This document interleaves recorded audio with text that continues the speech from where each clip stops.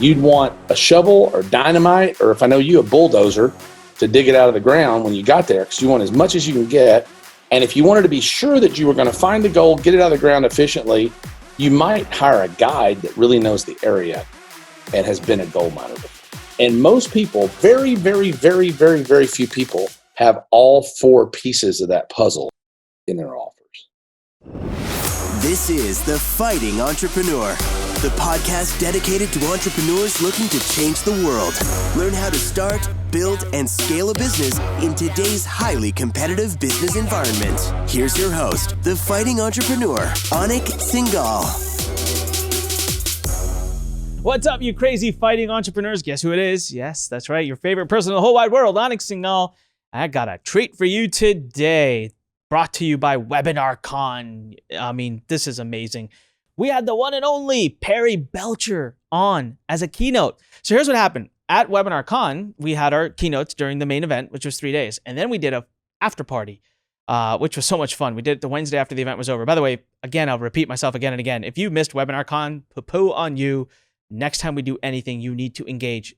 Everybody who attended is saying it is by far the best marketing training and event that they have been to ever. And it was virtual, right from your home. Anyways, so Perry Belcher was a keynote for the after party, and I always love talking to Perry. I love listening to Perry. The guy is freaking brilliant. He's a genius, and he blew us away. So thankfully, we're going to be releasing the keynotes, right? So you get a chance right now to listen to Perry's keynote. So I interviewed Perry, and here's the thing. Perry's going to teach you how to build an offer. Pure and simple. It is brilliant. It's gold. Haha, there's a pun there. You'll only catch it after you listen. It's one of my favorite presentations in a long time. So I'm excited to introduce this presentation to you. Remember, join us at lurn.com, LURN.com. Make sure you binge listen to us at onicpodcast.com and leave us a review at iTunes. I choose winners every week to win cool prizes. But without further ado, let's go off and listen to my interview with Perry Belcher on how to build killer golden offers that practically sell themselves.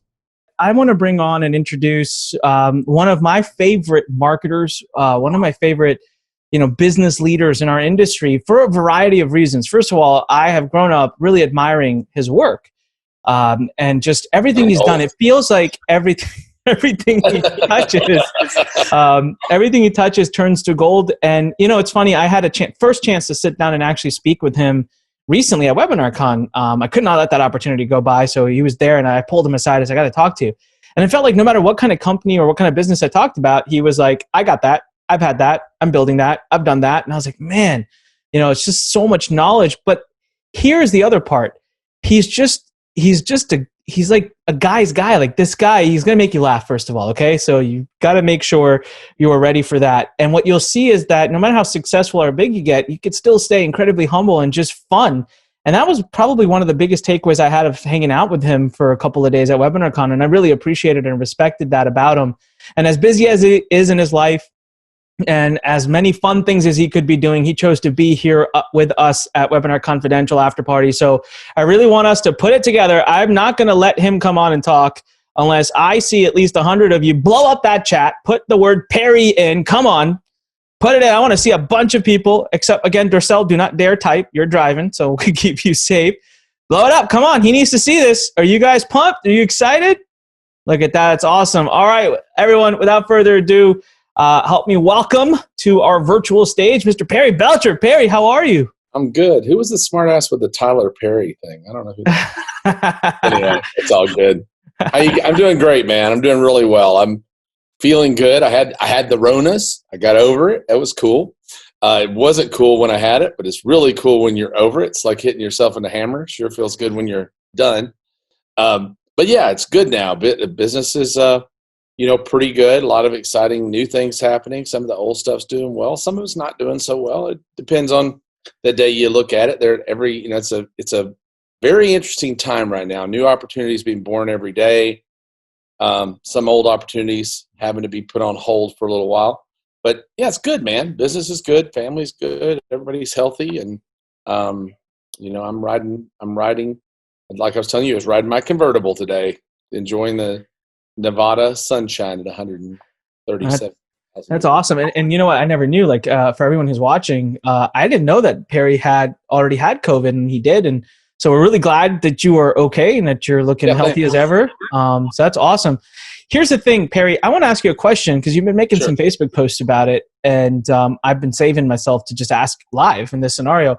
Let's throw webinars out the window for a second. I know we're called Webinar Confidential, and that's awesome, and I want to talk webinars, but we also talked days of webinars. I just want to get into your raw mind. You've been around the block. You've run so many businesses. Be careful. What's that? Be careful with that. Be careful. All right. So it's 2020. We're in the middle of this like pandemic, lockdown, crazy economy. It's just a crazy world. And you have not slowed down. I know that. I know you're investing in things. I know you're starting new businesses. Yeah.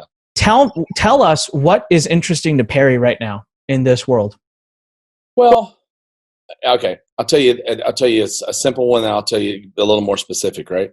The biggest thing that's happened for me since the beginning of this is I had to go back. I haven't been writing a lot of copy in a long time, and I haven't been creating a lot of my own offers. I've been letting other people create offers for me for a while now. I have a lot of employees and all that, and sometimes I feel like since I'm paying them, I should depend on them to do that, right? Why am I paying them? And the truth is, I'm paying them to pull levers and stuff, not necessarily write copy. So I went back. The coolest thing that's happened so far. I went back over, as many as I could find and remember, about 350, 400 offers that I've created over the last 10 or 12 years. And I think I've created closer to 1,100 offers, if you can believe that. But I could find 300 or 400. And out of those 300 or 400, 30 or 40 of them made up the vast majority of the revenue. And then there were 30 or 40, probably a little more, that I thought were just going to kill it, that just were awful. They just didn't do well at all. And Mark Ford from Agora challenged me, because he had done it with his stuff, challenged me to go back and try to figure out if I could find the common denominators in my winners and the common denominators in my biggest losers. And when I did that, it really inspired me to start writing copy again, because I found probably 5 or 6. I found really 4 big elements that have to be in an offer, and I found 5 big levers that help to make an offer better. So theoretically, I mean, from a overarching, like a macro level, I'm really into that. Aside from that, as far as like what kind of business do I like right now or whatever, I'm doing a lot with I have a large outsourced company. So in the Philippines, where I've had outsourced teams over there for many, many years, but I've always approached it a little differently with managed outsourcing in my buildings. I have a Philippines company. I have a Thai company. I have an Indian company. So I actually own the companies, own the buildings, provide the computers and the pipe and all that, not, outsourcing to people. So people asked for years to use my people. So now, we're doing real specialized outsourcing, and that's doing real well. And I'm back into manufacturing, and I'm really enjoying manufacturing direct to consumer. So manufacturing products that go straight to Amazon or straight to consumer, that are, avoiding the supply chain basically. And there are so many opportunities that have been created in manufacturing because of the lack of manufacturing ability in China right now. The increased shipping cost and tariffs have made manufacturing in the States of a lot of things that wasn't viable, a year ago, really viable again. So I like manufacturing a lot. I'm getting back into e-com, which is where I started in this business, was just pure e-com. And I love the services business, providing really specialized services to, not just marketers. I'm providing services to doctors and telemedicine and all sorts of things like that, but basically people, that's a people business. And then, and that's kind of it. My existing businesses, my survival business is doing very well. It's, everybody knows, most people know I've been in that business a long time. It's up about right at 80% on the year so far. It's doing very well. It was already a really big business. It's a multi-million-dollar business, but it was already big, so it's gotten bigger. I had just bought, I think when I saw you, we talked about, I had just bought conventions.com. So not such a great time for that. I'd bought conventions.com to build a conventions concierge service because I live in Las Vegas, where we usually would have anywhere between 80 and 120 conventions going on a week. And we were providing services to them, and that was taking off like a rocket, and it just hit the brakes, right? So I had to really decide where I was going to put my time and attention. And I still think it's a great business. And I didn't kill it. I just had to put a pause button on it for a while. And they're still subtly working on it in the background. But really, I think right now, one of the things that was amazing to me, I wish a TED Talk not long ago, and I talked to Mark about this. Mark's kind of my mentor, I guess. And team and timing are really the two things that determine the success of most business ventures. Most people think it's their hook or their business model or their quality of their product or the uniqueness of their product. And those things are a factor, but honestly, timing is probably the biggest factor. If you could be the best convention planner in the world right now, it doesn't matter, right? So, but had a crystal ball of what was going on and knew that, you're on Zoom right now, that, by the way, the Zoom company is now worth more than every American-based airline combined. If you can imagine that. It's worth more than all of them combined. It has a valuation higher than all the U.S. airlines. So, but had they're winning. They had a good solution, but they're winning because of timing. And you look at Amazon and all of e-com. E-com went from 12% penetration to 35% penetration in 3 months. E-com took on as much adoption. The first 12 years of e-com adoption has been doubled in 3 months. So timing don't underestimate it. If your thing is going against the timing right now, if whatever you're selling is going against the timing right now and the sentiment, I tell you that ride the wave, man. There's nothing in the world that will rise your ship faster than being on a giant tsunami of a wave of timing. Yeah. By the way, very, very, very wise words there. I hope everyone took away team and timing. I'm a huge, huge believer on the team side too. I mean, and combine that with timing, I can personally speak to it. For Lurn, it's been huge. I mean, how many of you are right now even more interested in starting an online business than you were a year ago? For those of you with cameras on, raise your hands, and the rest of you type in the number 1 into the chat box if you're more interested today than you were a year ago because you're seeing what's happening. The e-com example is huge. And look at what's happening with digital education. I mean, even colleges like Harvard and all of them are having to start doing virtual and online, and that's going to make a huge impact on webinars. But every industry like e-commerce is taking off, and so is anything related to education. And that's why webinars are taking off, because more people are home, more people have time. I have a joke right now whenever I talk to someone. I'm like, hey, so are you going to be free at 6 o'clock to do this? And I'm like, where the heck are you going? There's nowhere to go right now. Like, yeah, you're going to be free at 6 o'clock. So Perry, one of the things that, your background, you said, hey, I'm going back looking at the offers. You're a copywriter at heart. I mean, that's what, I've seen some of the crazy boards. Offer creator at heart, honestly. What's that? I'm an offer creator at heart. I'm not nearly as good a copywriter as I'm an offer creator. And I think there's a really big difference. A good friend of mine, Clayton Makepeace, a great friend of mine. John Carlton's a great friend of mine. These guys are master wordsmiths. Can you talk about that? That's interesting. What's the difference between an offer creator and copywriter? Well, it's kind of like being a salesman or being an entrepreneur. It really is. So some people like Clayton or John or whatever, they can sit down and take anybody's product, write sales letter about it, and sell wicked tons of it, right? I spend all my time trying to develop a product or an offer for the market at that particular time. And then I write pretty good copy, right? I don't write the best copy in the world. I write pretty good copy. But if you're, you think about this. If you're walking through the desert and you've been walking through the desert for 3 days and a guy was on the side of the road selling water, how good would his copy need to be?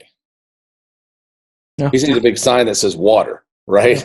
Yeah. You don't need great copy. So if a lot of people on here, probably part of you have iPhones, right? And I always joke, I said, how hard did the guy work that pitched you on buying an iPhone?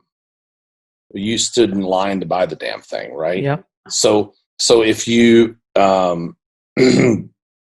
if your timing's good and you can find a hole in the market that's not being properly served, that is paramount to every technique. Copywriting, conversion rate optimization, all those things. Those can all be pluses. They can be incremental pluses, right? But if the dogs aren't eating what you're selling, right, you're shit out of luck. You don't have a chance. Mm-hmm. And so many people enter very crowded markets, and you don't have to have a crazily unique product. You have to have a very unique and specific offer. And that the offer is encapsulated in my offers, are almost always the whole offer is encapsulated in the headline, the subheadline, and what's called the deck copy. I encapsulate everything there. And then everything else is just boiled chicken that's designed to hold people's attention. I'll tell a story or whatever that makes no additional promises, but just keeps people interested. And then I make them an offer at the end. I make them I have a call to action at the end. It's a very simple way to write, but, and it works for me. And I've taught it to a lot of other people and it doesn't work for them, oftentimes because they're trying to take a product that is not timely or is abundant in the market or seems abundant in the market and apply this technique to it. It doesn't work. I started off in retail with retail stores when I was really young, 18, 19, and 20. I had retail stores. And then by 21, I was manufacturing products to sell to retail stores. And it just came naturally to me. I could go to a shelf in a store and look at it and go, well, this guy's got a great looking thing, but he's too expensive. And this guy's got a really good price, but his thing kind of looks like crap. And then this size is too big and this fascia is not large enough or whatever. And I would just take the best things of this guy and the worst thing and knock out the worst things and create a product in the middle. And I would hit the middle of the market. And and I was very successful at retail. And I was really successful at supplying retail chains like Walmart, Rite Aid, Eckerd, all those guys for a long time. And then when the web came along, I chose e-commerce. I knew nothing of information marketing or funnels or any of that. There were no funnels. And I knew nothing of that. I just did e-com. But I was really an experienced, good merchandiser and retailer. And I knew how to merchandise what I had to sell. And I knew how to find, what people were having a difficulty locating, and finding the pain point or the real pain point, the real reason that they were buying. David Ogilvy had this amazing saying that there are two reasons people do things: the reason they say and the real reason, right? And I think I'd almost say the reason they say, the reason they think, and then the real reason, right? Because sometimes they're not even saying what they're thinking because they're maybe embarrassed or whatever. But the real reasons usually come down to, more emotional needs and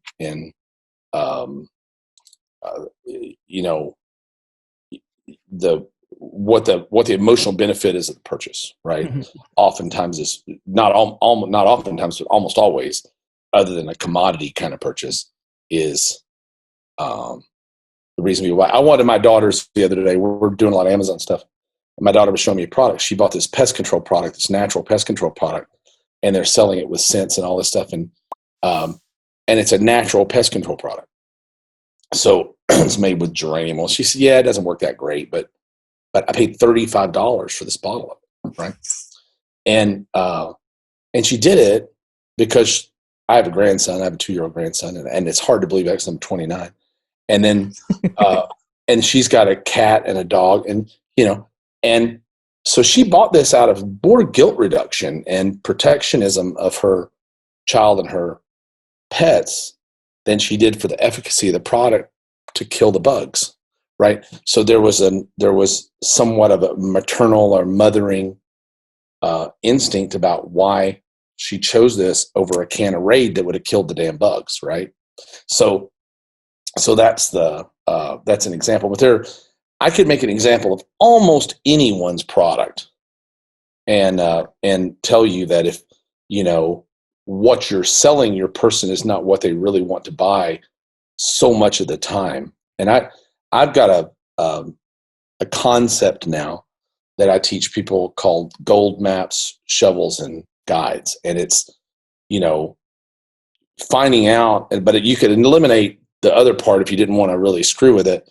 But that so many people, especially in the information business, they sell maps, right? What a lot of people in the information business are selling are treasure maps, right? So to speak. They're teaching you a system or a method or a formula for doing a thing. And the problem with most of these treasure maps is they're a map to nowhere.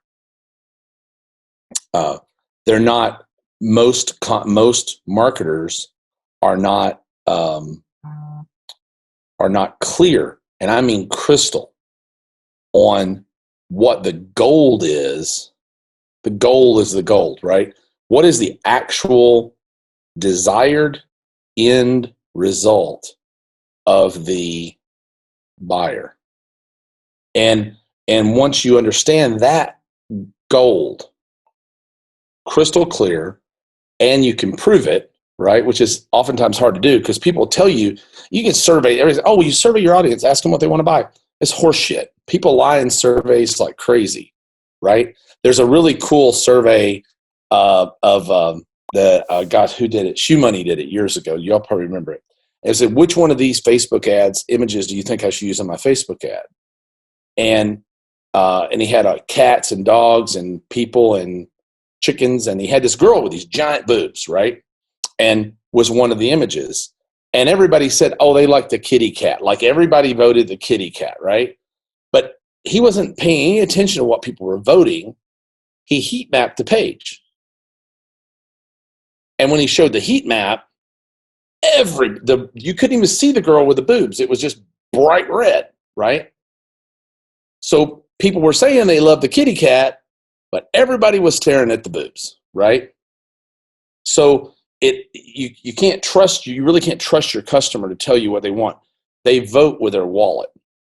They really do. And and Amazon, I use a lot of Amazon intelligence tools, and my partner in the physical products business is, he said, oh, I found this thing in Jungle Scout or Helium or whichever we're using, that he says that it'll show me, how many reviews, which product has the most reviews. I think it's totally irrelevant. Doesn't matter. People manipulate reviews, but you typically don't manipulate sales. People vote with their time, second with their wallet. And that's the only votes that really count. Everything else is bull, right? So yeah. I didn't remember where we got off in that conversation, but I think so many people really miss, that really, really, really crystal clear gold. And like I was telling a friend of mine the other day, my favorite marketer of all time, honest to God, Billy Mays. Billy Mays, bar none, right? And if you watch any Billy Mays commercial, you can go to YouTube and watch most of them. It's Billy Mays here for the amazing blank, the fastest, easiest way to blank, right? And it's super, super, and he demonstrates instantly what's in it for me, right? And then he shows the old way. He contrasts between the new way and the old way. And showing that contrast, right? Our brains this gets a little heady, but our brains are incredibly efficient, right? And like when you're flipping through Netflix, in a split second, you can look at 10 movie titles on a row and realize you've watched all 10 of those and move on to the next. And you'll watch something that doesn't even look very good compared to something you've already seen that you know is fantastic, right? Oftentimes. Because our brains feel like it's a waste for us to relearn things that we believe that we've already learned, right? So you got to get really clear with the goal. You got to show the new, you got to show the newness of what you're doing. And if you want to build a more rounded business, you can sell. You got to be clear on the goal. And sometimes the goal is a physical product. Sometimes it's not. Sometimes it's just an ideal, right? Like, I'll give you an example. This should interest you, Anik, because you know Glazer Kennedy business very, very well. So I was talking to Dan one time several years ago at a conference, and he said, I wish I had the money that all of my sub-students have made versus the money I've made. So Glazer Kennedy, I don't know the numbers exactly, but I know the roundabouts, never got to be more than about a $25 million business, I believe. Now, I can't tell you that, and they might throw rocks at me and tell me I'm lying, but I don't think it ever got to be more than about $25 million a year. But if you look at the people like Ron Ipack that took all of Dan's stuff into the automotive industry, he built a $20 million business, right? Mike Crow took all of his stuff into the home inspector business and built probably a $10 million business. Somebody else took in the chiropractic business, built a $50, $60 million business. Somebody took the mortgage broker business, built a $30, $40 million business. So they were selling exactly the same information. So why didn't Glazer Kennedy become a $200, $300 million company when all of these other sub-companies collectively were? There is only one explanation. They were insanely clear on what the gold was, right? I did a lot of you guys probably know Ezra Firestone. And Ezra was a student of mine who came on to work with us eventually. We published his first product in the market, and then he went on and has raging success and makes so much money, probably won't talk to me anymore. I don't know. But no, I love Ezra. He's a great guy. But Ezra and I was doing a launch. We did a product at Digital Marketer called Number One Book System, and it was all about how to write books for Kindle, make money with books on Kindle. It was our most successful product we ever had. And when I went back and looked at it, I could realize that there were elements of this product that were, there was a reason why it was the best, right? There was clear gold. You're going to get a book that's a lead magnet that's makes you income, right? There was a big what I call a Buddha involved in that. Amazon was much bigger than us, and we got to borrow credibility from them. It's called a big, undeniable, dominant authority of Buddha. That's my own little made-up phrase.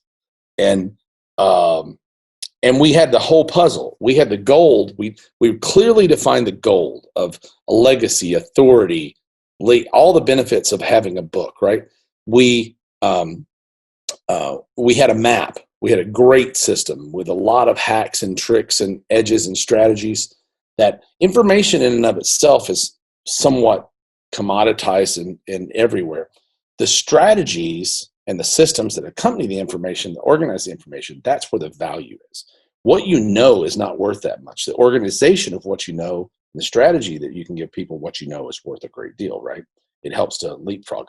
So that's the map, right? And then thirdly, we sold shovels. So we had software as an upsell that helped people once they bought the course, once they bought the map, once we showed them the gold and got them juiced up about the gold, and they decided they wanted the gold, they bought the map on how to get to the gold. And then when they got to the goal, we give a shovel so they could produce more books. They could do it faster. They could do it easier, speed and automation. And then finally, we even did coaching and consulting and as a guide. So if you think about it, if you were prospecting for gold, if somebody said, hey, Anik, I just heard that in Rappahannock County, Virginia, which is driving distance for you, they've just discovered gold, right? And you decided, holy crap, I sure would like some of that gold. I'm close by, and I got it's COVID season right now, so I can't do anything else. I'm going to go gold mine, right? What would you want? First, you'd have to believe the gold was there. And that's the step that most people miss, and I'll demonstrate in a second. You'd have to believe without a doubt the gold was there, that the trip was worth it, right? 2, you'd want a map to where the gold was. You'd want a shovel or dynamite, or if I know you, a bulldozer to dig it out of the ground when you got there, because you want as much as you can get. And if you wanted to be sure that you were going to find the gold, get it out of the ground efficiently, you might hire a guide that really knows the area and has been a gold miner before. And most people, very, very, very, very, very few people have all 4 pieces of that puzzle in their offers. It's extremely rare. But those people are the people that you see on the leaderboards. Those are the people that you see with 20, 30, 50, $100 million businesses. Those are the people. But you see, so I did this thing with do you have a question on it? I do, real quick. Could you repeat those one more time? Because there's gold in that. So yeah. In an offer, because I cannot tell you how much I preach this to my team. I just got done today with a 30-minute lecture to my team about, listen, you guys are talking about what upsells will be and what this will be and what's the offer, because that's what drive. You can have the best webinar in the world. If you don't have a great offer, you're not going to sell. So I want to go over those elements again. I want everyone to write these down. Just repeat them, the 4 elements that you mentioned. Yeah, there's gold, and there's the gold, the map, the shovel, and the guide, right? And so here's a good example. So this is a good story. So I did #1 book system, and we sold a freaking $6.5 million for that product, right, in like 80 days. And for a year, we did events for those buyers. We brought them in, and we helped them live for the people who wanted it. They wanted a guide to extract a book out of them. It was $15,000. And we did another, I think, maybe $10 million, $15 million in coaching during those live events. And it was one of the best years we ever had, right? Killed. That product almost made the year. And then we did a product with Ezra called the Brown Box Formula. And it was about e-commerce, which was actually hotter at the time probably than Kindle was. And it was by the time the guys were doing AMZ, and they were killing it, right? And we decided we were going to jump in on that. So we did Brown. It was actually before AMZ launched. Just before they launched. And anyway, so we did the product. It sold quite well, not nearly as well as #1 book system did. But when we went to do the events, the live events, we went to do a live event for it. And by the middle of the second day, we hadn't sold one coaching client, not a single solitary one. And we couldn't figure out what. We were doing exactly the same thing. It just wasn't working. Ezra's great on stage. He's beloved. He's an expert. He's really good at what he does. E-com market's super hot. Everything's good. And so my partner, Tom Roland, came to me and said, hey, still a partner of mine in another business, but Roland Fraser came to me and said, hey, we're really screwed here. We've spent, $150,000 put on this event. We're not selling anything. What do you think's going on? And I went upstairs and took a nap, and I really thought about it in my sleep, and I guess, and I woke up, and I sat down and wrote a presentation in about 30 minutes, and I went downstairs and said, here are 100 hot products you could sell in e-commerce right now. And I saw people writing feverishly, right? And I really just pulled a list off somebody else's blog somewhere of the best products we sell in e-com in that particular year. And a lot of them were fresh and interesting and new ideas. We instantly started selling coaching after that presentation, and we sold. We didn't do quite as well as we did with the book thing because we didn't have the Buddha, but but we ended up doing, $300,000 or $400,000 worth of coaching at that event. And we hadn't sold any the first day and a half. So what was it? What was it about? What happened psychologically? What do you think happened? They didn't see the gold. Mm-hmm. So Ezra was telling people how to sell something by e-commerce. Like you could sell people on selling people on how to sell via webinar, right? Mm-hmm. But your assumption and I'm not saying because I haven't watched your presentation of this, but your assumption may be that they're going to connect the dots of what they're going to sell. They are not. If you're not helping them to determine what they're going to sell, you're selling a map to nowhere. And you may be selling the shovel and the guide, which I think you do, right? But I think that anybody who's selling a method like Facebook ad buying or copywriting, right? It's funny, copywriting, the most successful copywriting training company in the world probably has the most, I won't say it's bad, but it's incredibly basic, right? Copywriting, but they kick all of our asses. It's AWAI, right? So I'm a copywriter and I sell copy. I used to sell copyright. I don't sell anything anymore in this market, but like Carlton, he sells probably a few $1 million worth of copywriting stuff a year. Kevin Rogers probably sells a couple $1 million. I don't know. They could sell a lot more. I'm not sure. But AWAI does $20-30 million a year in copywriting training. And here's why. They don't talk to you about writing copy to sell anything. They talk to you about learning to write copy to be a copywriter for other people.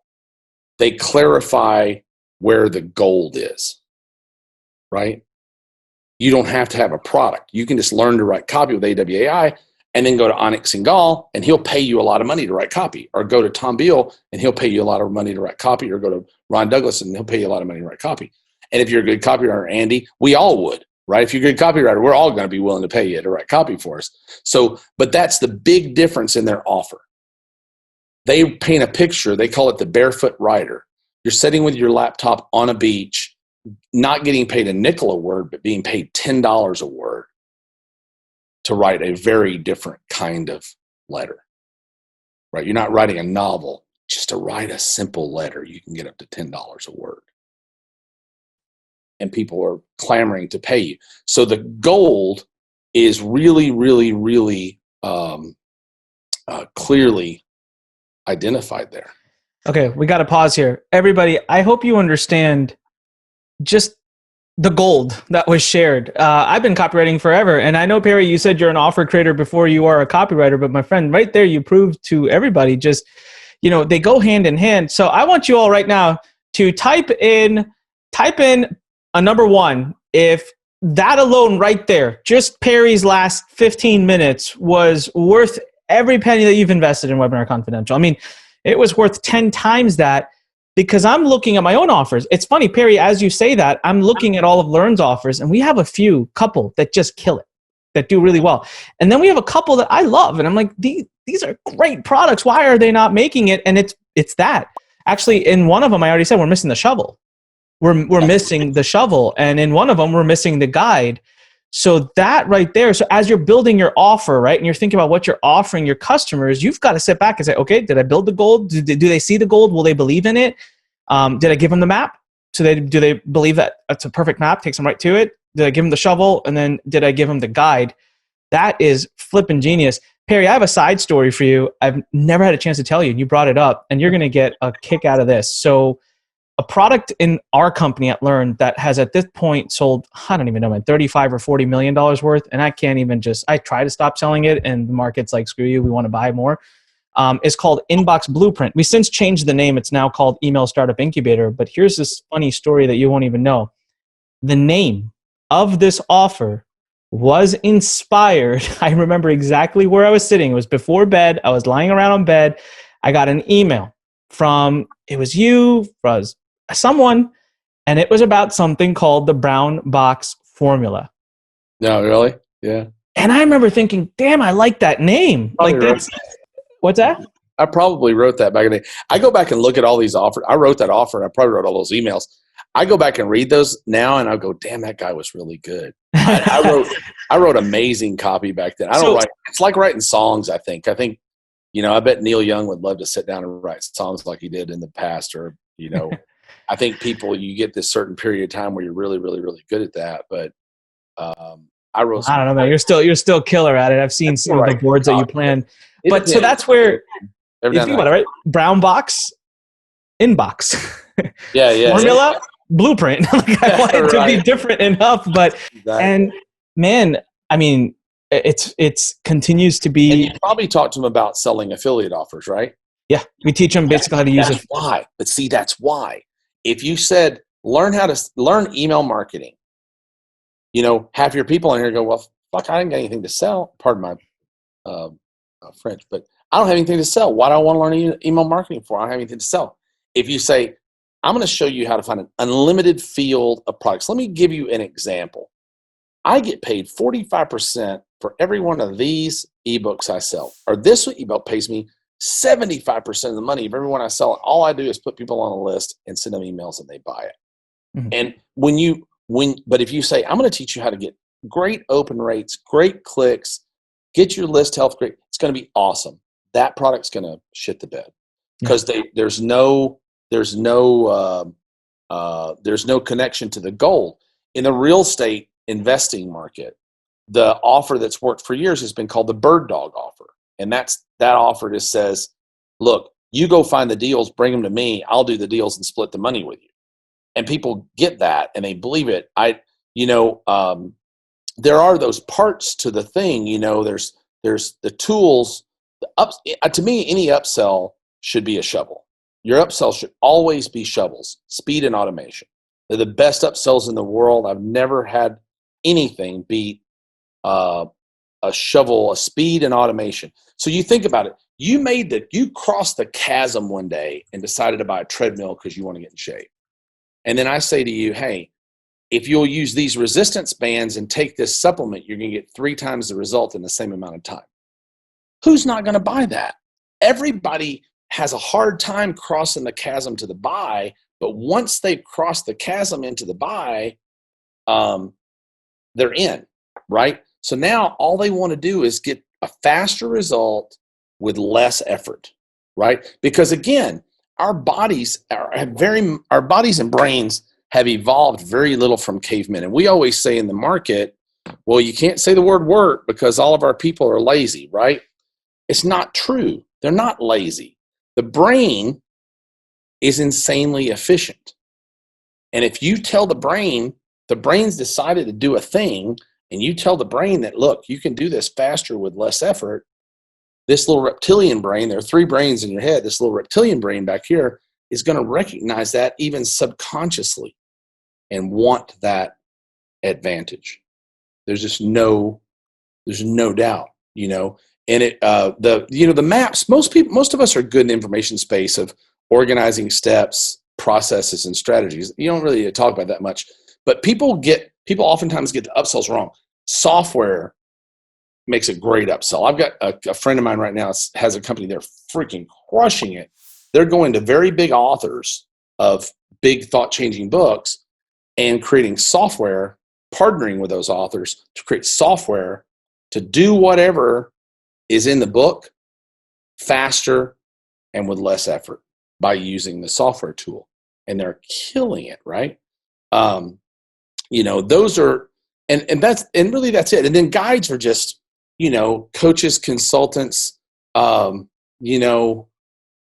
have a 3-question, I don't teach a lot of people. I have a 3-question consulting close that if you guys sell consulting, or I'll give this to you because what the hell, I've already given you a bunch of stuff.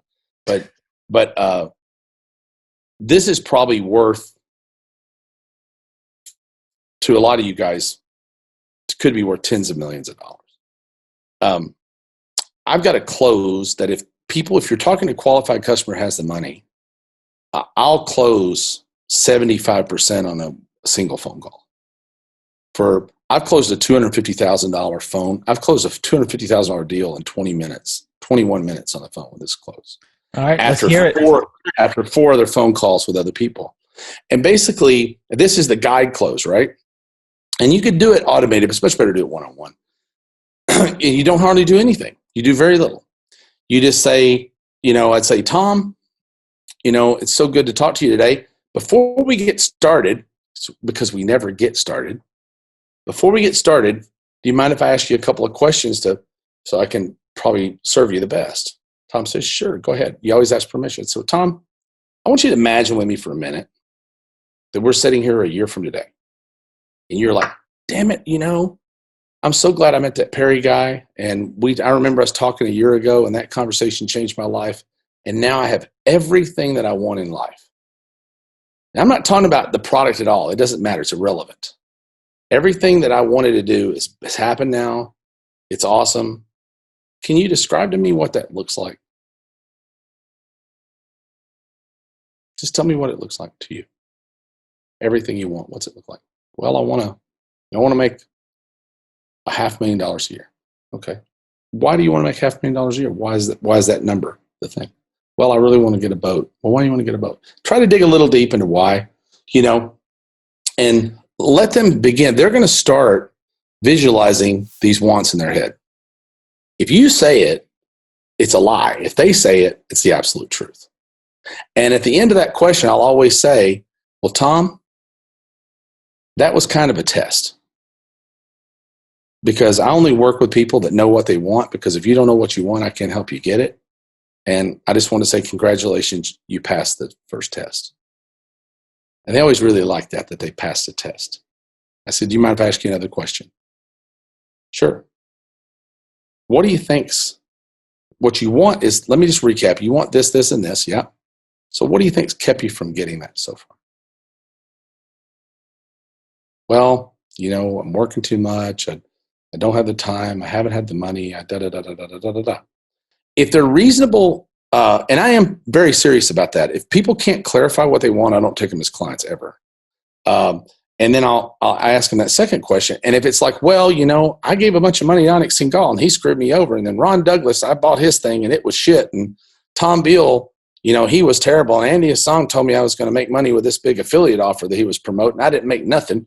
If they do that, I'm out, because I'll be the next guy they'll hate. Right. So, but at the end of that, I say, well, what you want. Okay. Let me recap. What you want is this, this, and this. You haven't been able to get it yet because of these factors that you've taken responsibility for. And that was my second test. That's my last test. I'm not going to test you anymore. You passed both the qualification tests to work with me because you take personal responsibility. So I've got one last question. I promise you it's quick. Let me recap. So you want this, this, and this. You haven't been able to get it because of this, this, and this. So what? This is where you turn. This is called the pivot question. So what tools, resources, skills, or connections do you have that we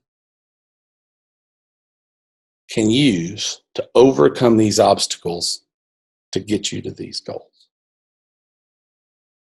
Well, my brother-in-law works at NASA, and I've got a degree in law, and I know how to stir up chemicals, and I'm a pretty good salesperson, and I'm great with accounting, and da-da-da-da-da-da. And what they're doing with that question, they're beginning to realize that they're not that far away from overcoming those things and getting the goals. And I said, okay, man, well, we're about done. So let me just last recap. So, what you want is this. This is what's been keeping you from there. But you got lots of stuff going for you that we could use. And I've moved myself to their side of the table now that we can use to get you there. So all I can ask now is, do you want some help? And then you shut the fuck up. And if they can possibly do anything with you, they'll do it. Because you're probably the only person who's ever listened to them. Versus just being on the other end of the phone, pitch, pitch, pitch, pitch, pitch. And those calls usually last about 20 to 30 minutes, and you just let them talk. And that close, you can't talk them out of buying something from you after that close. Works on women too, by the way. But that's how I got my wife, right? So if you ever saw my wife, you'd realize it was quite a feat. But yeah, it absolutely works in every situation. I've used it to, gosh, I've used it to buy to buy a house from a guy. Like, I bought businesses with that. Like, I'll sit down with people that are thinking about selling me a business because I buy businesses, and I'll say, imagine it's a year from now. We do this deal, right? Everything's just the way you want. So I get them future casting themselves. I'm not future casting for them. I'm getting them future casting themselves. And the power of that is immense. You can't really even imagine how big the power of that is. But that's the 3-question close. And I'm telling you, it's a monster. And if you're selling anything via the phone or face-to-face in person at an event or what have you, it is unbeatable when executed properly. That's super powerful. Love it. I was messaging a couple people on the side. I was like, man, we really need our sales team to be listening to this portion of the presentation right now. Nailed it. So easy. Yeah, very powerful. Listen, everyone, what's going through your heads right now? What are you thinking as you're listening to this? Type in a word into the chat box that just describes what's going on with you right now. I've been doing this for 17 years, and I'm still sitting here going, mind blown. Like, wow, So what I want to do is I don't want to hog up all the time. This is precious time that we have with one of the best marketers and business minds that is out there. So I want to give you the opportunity to ask questions. And I won't be able to get everybody's questions across to Perry, but at least some that I feel are going to be the most powerful, that I think will help everybody the most. So please pop your questions into the chat box. And if I can capture it, I will do my very, very best. And someone said, are we recording this? Absolutely, we're recording this. And you absolutely will get access to the recordings. But just to give everyone an even more visual perspective on the 4, again, I want to go back to the gold map, the shovel, and of course the guide. Like I talked about my offer, and I think about that offer that's done at this point. Inbox Blueprint, it's done like 40+ million. It's got the gold because it's very clear. It shows them exactly what's going on. There's a lot of belief there. We show a lot of proof, and it makes sense. It's easy. The map is clear. We make it. It's an 8 module. We show it. Like, this is the process we'll take you through. This is how much time it'll take. We give the map. The shovel, that's the key. I cannot tell you how key I believe it has been in that offer. And that is that we actually developed the software that our students would need to develop that business model. And that was where we just went, whoosh, took off. And I've done some offers that have not had the shovel, and I'm telling you, it makes a huge impact. But I love also, you can have it as an upsell. What was that, Perry? Yeah, usually the shovel is your first upsell. It's Yeah. always mine.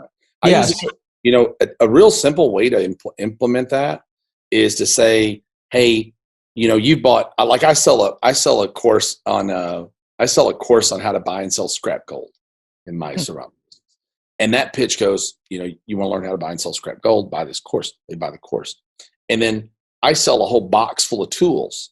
I sell a diamond tester and a gold tester. If you want to be professional from the first day, be able to buy and test gold right on the spot much faster and not have to guess and make a mistake, speed and automation again, right? I sell a $49 course on gold buying and a $300 kit of tools, right? Mm-hmm. And then the next page is a head-on video that's 3 minutes long that says, hey, this is Perry, and I'm so glad that you become a gold buyer, and you're becoming a gold buyer. You've got a great course, and you got the tools you need, but the people are really the most serious right now, and our students the most successful are the ones that work with us one-on-one. It's that simple. And I don't get in a big, long pitch. I don't tell them what they get, how often we're going to meet, or anything. I just say, working with us individually is not for everyone because it's kind of expensive. It takes our time, and I do well financially. I don't have a lot of time. So you have to value my time. You have to value my staff's time. But our most successful students, the ones with us work us one-on-one, if you'd like to be considered to see if you qualify, you can go down below and take this quiz, and it'll let you know. And I promise you, if it's not a good idea for you to work with us, we're going to tell you because we turn down a lot more students than we accept. So, and that's it. That whole pitch is like 1.5 minutes long on a head-on video. And I'll get about, 12 to 15% participation on the back of a sale to go through the survey and then the quiz. And then we'll book calls with those, and we sell them, relatively small percent, but it's at a really high ticket. So that's a really simple, literally with that one, the gold is literally the gold, right? So hey, how would you like to buy gold at 50% of spot market, no matter what the price of gold is, right? So that you can hoard the gold, sell it, make the cash, or keep it under your mattress for a rainy day. That's super, super clear. And I think that that's one of the problems. People try to get way too clever with their headlines, and they try to get way too clever with their hooks. And Carlton always says, what do you got? What's it going to do for me? What do you want me to do next? I mean, boom, boom, boom. Don't try to be covert. Don't try to be whatever. What do you got? What's it going to do for me? What do you want me to do next? It's like super, super, super easy. And the simpler, the better. And the fact that one of the things I think people miss is that for the most part, you don't sell anything online, right? They're not buying your product. They're buying an opportunity, right?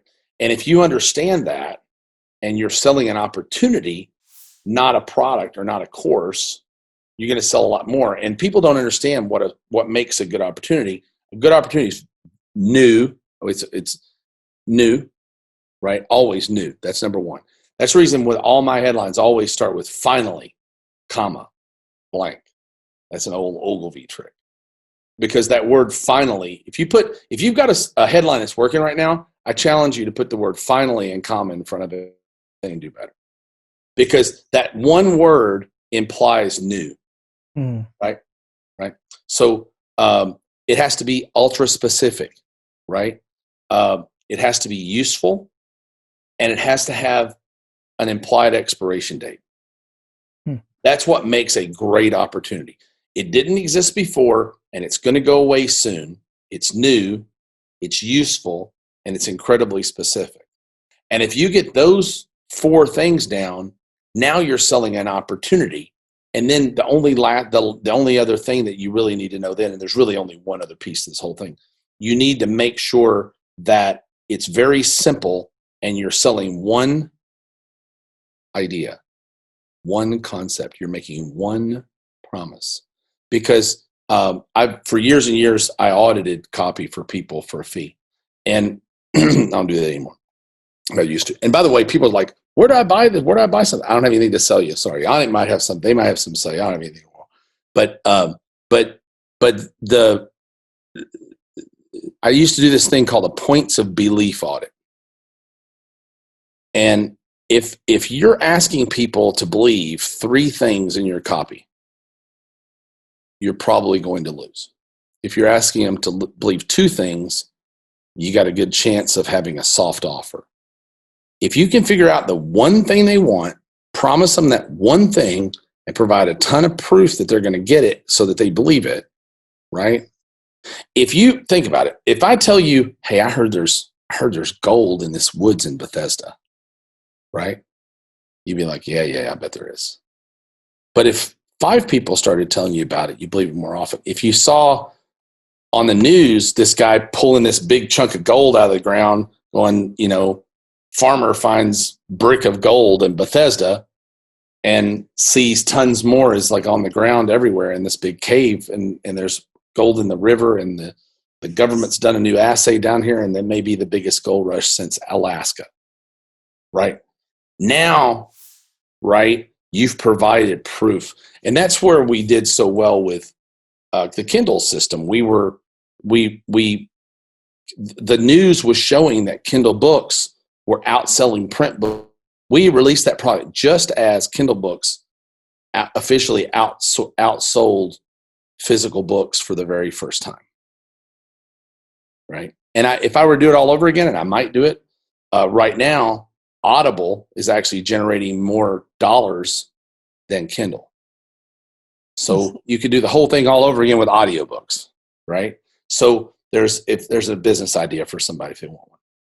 But yeah, there's so many of these things that are, and if you can catch that news and show those headlines, now it's not me saying it, it's the Wall Street Journal or CNN or, well, nobody believes CNN or Fox anymore, depending on which side of the aisle you're on. but most people believe the Wall Street Journal, right? So, but you can find this social proof in these stats. It really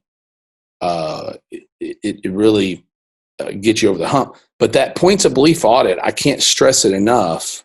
You need a simple offer that's easy to read, scannable, a clear CTA, and a prompt call to action, and just keep it simple. Promise them one thing. And what you're going to have to do more than write is think. Sit back and think about what is that one thing they really want.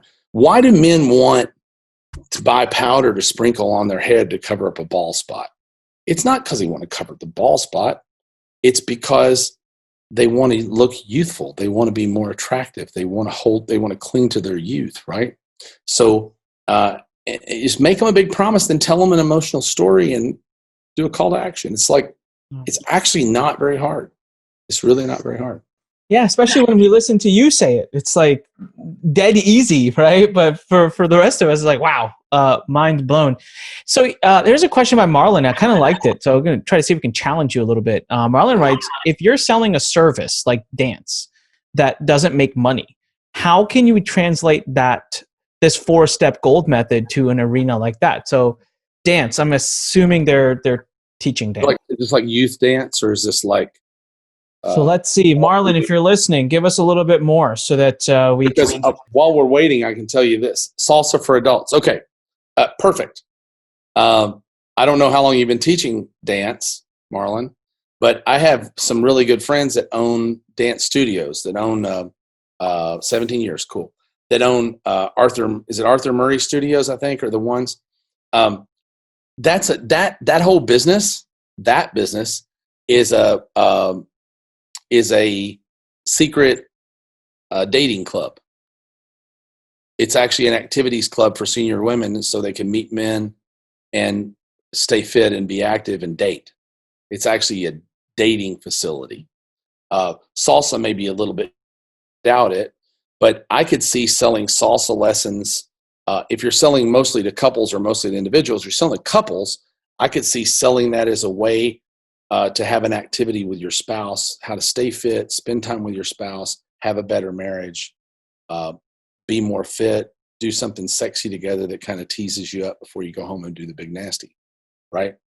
There's salsa's hot, man. It's hot stuff. It's not, I don't think people salsa dance, they don't pick it like the polka, right? It's a different reason you pick salsa. You want something passionate and hot and sexy in your life.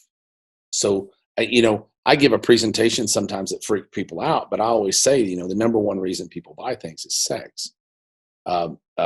It's almost all roads lead back to sex, sexual attractiveness, romance, and a feeling of importance.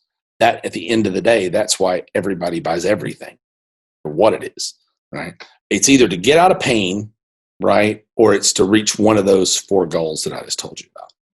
And those are really the only 2 reasons people buy stuff. And probably for salsa, they want to show off. They want to be able to do something their friends can't do. It makes them feel important. It may be an aid to their marriage. It may be a dating thing, right? Yeah, I get it. Joy, confidence. You're there already, man. You already know. But I'll bet you your offers don't convey that. I bet you they might convey it, but so many times people bury the lead. We call it burying the lead. If you know that they want joy and confidence and empowerment and to feel important and sexy and whatever, I've been to some of these dance competitions. I've been to stay in hotels all over the world forever, and I've been to where they had dance competitions. And you see these little old ladies in their 60s and 70s, and I say little old ladies. Hell, I'm damn near there, right? That are just dressed to the nines, and it gives them a reason to get up, put on this amazingly flamboyant, super sexy thing that they'd never wear out to the mall. They paint their nails, they do their makeup, they do their hair, they do all these things. So they look glamorous, they look like movie stars, and they get to get up and ballroom dance, or they get up and salsa dance and be vibrant and sexy and hot and attractive, right? That's why they do it. if you're missing that part, you're really missing it. And I might guess it, yeah, women outnumber men 10-1. I think that's probably 50-1. They have to hire men to come in and dance with the women. That's pretty much true in all those other studios. They hire these really good-looking, older, dashing guys to come dance with these women.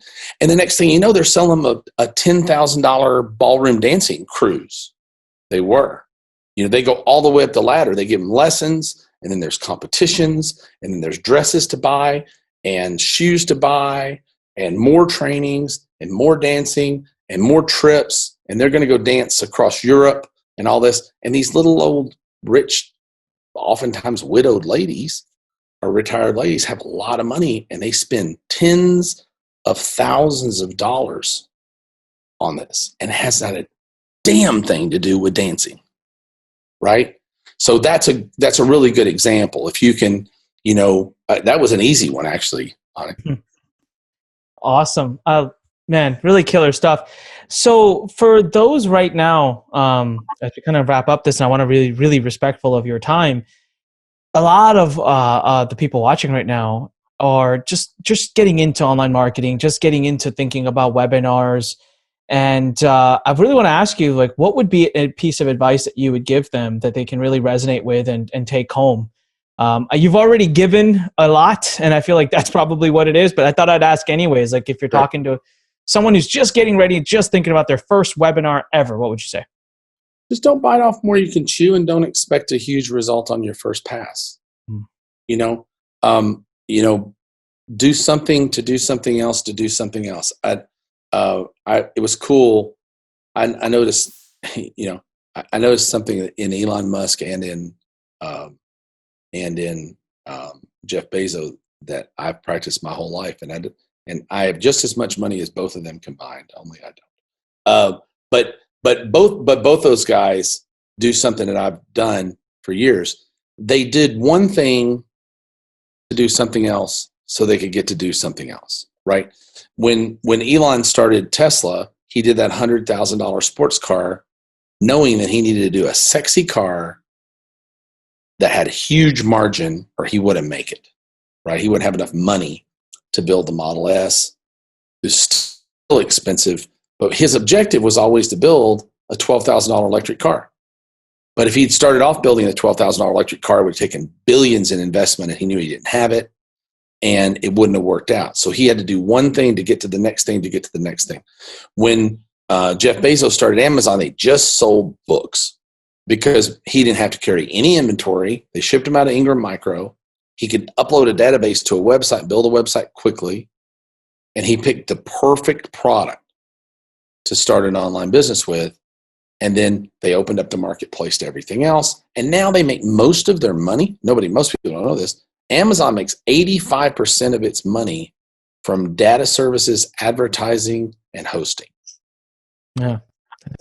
From their Amazon Web Services, makes 85% of the profit. They'd be broke as a joke today, still, if they only sold merchandise. So, but that was the objective at the end of the day. But everybody has to take steps to get it. I was talking to my son earlier, so this is fresh on my mind. He said, "Dad, I want to be a millionaire. I want to make a lot of money." I said, "Well, you know what? Go wash some damn cars in the neighborhood.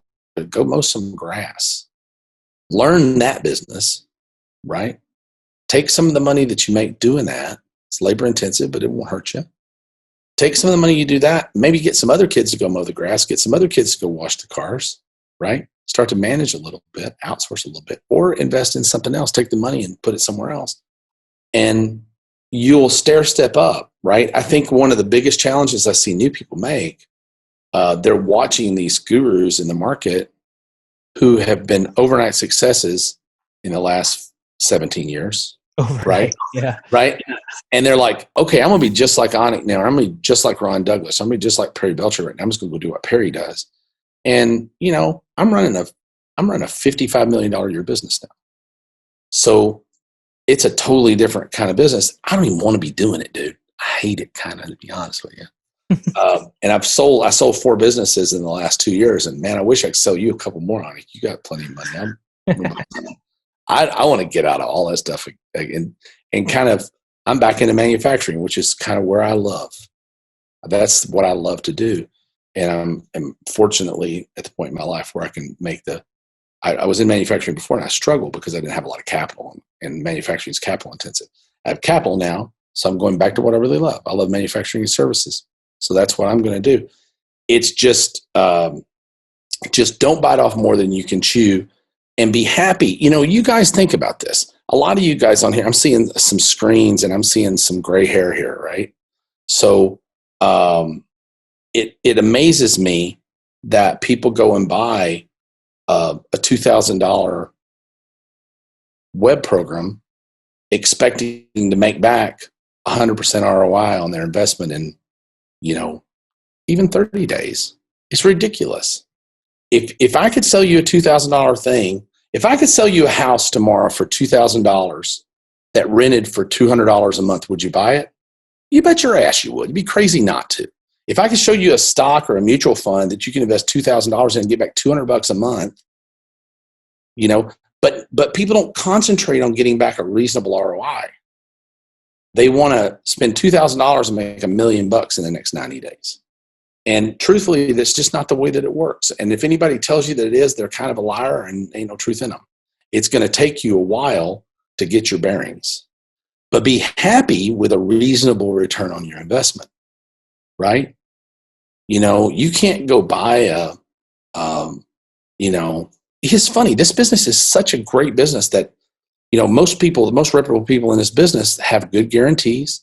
They work with people. They try their best to make them successful and help them to be successful. And if it doesn't work out, most people will give you your money back, even though it's probably no fault of theirs. It didn't work out, right? But you try that with McDonald's. Go buy yourself a McDonald's, screw up the way you run it, don't show up for work, and see if they give you your money back. Hell no, they're not going to. So I think that almost every program in the market that's from somebody, I would say look for the people to follow that have been around a minute, right? The people there's a lot of people online teaching you how to make $1 million a year that are living in a 1-bedroom apartment, scraping by, trying to hustle to pay their credit card bill to get through their next round of Facebook ads. I know them. I know a lot of them, right? And they're the fake it before you make it guys, right? And sometimes that works out for them, but it rarely works out for you, right? So I'd say that you can't be in this business 8, 10. I've been in the business now for 22 years, right? I started 6 months after Amazon, if you can believe that.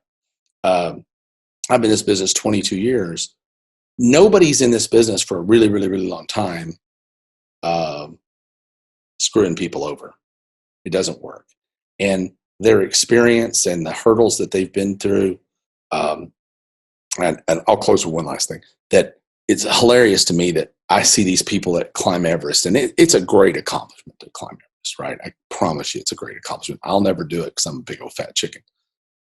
But everybody that goes up Everest goes up with a Sherpa, right? That's just that dude's job. He climbs Everest every damn day and back down. It ain't no big deal to him, right? Or her. I don't know if they're female Sherpas or not. There may be. But it's no big deal for me to start a business. It's no big deal for me to write an offer. It's no big deal for me to craft a new offer. It's no big deal for Anik to write or Ron to write a new webinar and create a new webinar, or for Andy to create a great affiliate program and a referral program. These guys, this is what they do, right? This is what they do. So if you get the chance to use their knowledge and leapfrog just a metric shit ton of mistakes. And the reason that we're all here for the most part is we've probably, I won't speak for them. I've screwed up everything you could screw up, right? So I'm not really that good at knowing what to do. I'm damn good at knowing what not to do. And by end of deduction, like old Thomas Edison said, I know 10,000 ways to not make a light bulb, right? You eventually, the old blind sow finds an acorn. And I think we just remember those things. Really powerful. Thank you, man, Perry. It's just been an amazing session. And to Jolene was asking, like, how can we be happy with a small return? That's not what he meant. So I want to clarify that for everybody. What he meant was you need to be realistic with your expectations, right? So it's not that click a button and poof, money comes out, but you have to find great joy in the progress that you make. So my story, 18 months before I made my first money online, and I was struggling that 18 months. I was working really hard. I tell the story all the time. But with every failure, I was learning, right? And that was helping me build on top until I finally, and then I always say, it was when I finally got some help from someone who had been there, done that, my Sherpa.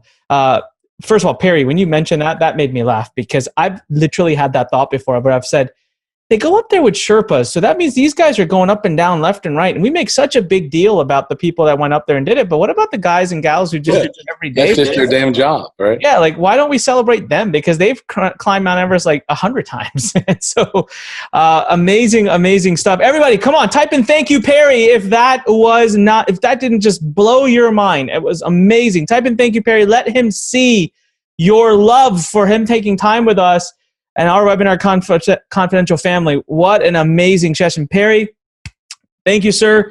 As always a pleasure to speak with you. Was that not amazing? I told you. Seriously, listen to it again. You know what? This is a true story. I had everyone on my team, that's on my marketing team, is listening to this episode because it epitomized what I've been trying to teach them. He literally gives you the roadmap. He gives you the 4-step formula to building a cold and offer. And then his whole bit about how to close someone on the phone was just brilliant. Loved it. Listen to it again. Thank you, everybody. All right. So go out there. Remember what I always say, when life pushes you, stand straight, smile, and push it the heck back. Come on, fighting entrepreneurs. Make it happen. Make sure you're subscribed to this YouTube channel. Click subscribe below. Click the like icon. Click the thumbs up icon. Click whatever you can. Share this URL. Send it to your grandmother for all I care. Let's grow this fighting entrepreneur community. Make it happen. All right. Till next time, everyone. This is Anik signing off. Thanks for listening to The Fighting Entrepreneur with your host, Anik Singal.